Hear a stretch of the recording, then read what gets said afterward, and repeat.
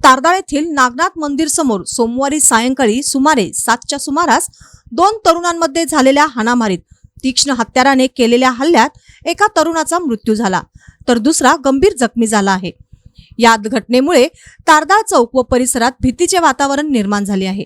याबाबत घटनास्थळावरून मिळालेल्या माहितीनुसार जावेद रशीद मुजावर वय 19 व यश तानाजी गायकवाड वय 21 या दोघांमध्ये गेल्या महिनाभरापासून जुन्या वादावरून वारंवार शाब्दिक चकमक होत होती। 2 दिवसापूर्वी तारदाळ चौकात दोघांमध्ये वाद होऊन एकमेकांना बघून घेण्याची भाषा झाली होती। त्याच वादाचे सोमवारी हिंसक रूपांतर झाले। सोमवारी सायंकाळी नागनाथ मंदिरासमोरील एका पानपट्टीजवळ जावेद मुजावर व यश गायकवाड यांची समोरासमोर गाठभेट झाली।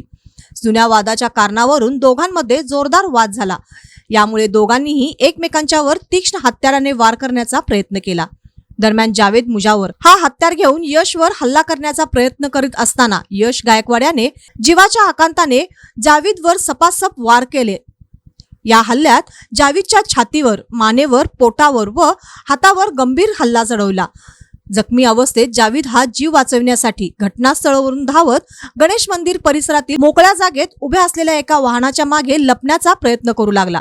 मात्र यश गायकवाड याने त्याचा पाठलाग करत पुन्हा त्याच्यावर वार केले। गंभीर जखमी झालेला जावेद रक्ताच्या थारोळ्यात कोसळला।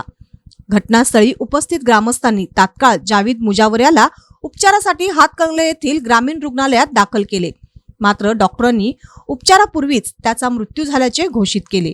दरम्यान या घटनेत यश गायकवाड हाही गंभीर जखमी झाला असून त्याच्यावर इचलकरंजी येथील IGM रुग्णालयात उपचार सुरू आहेत।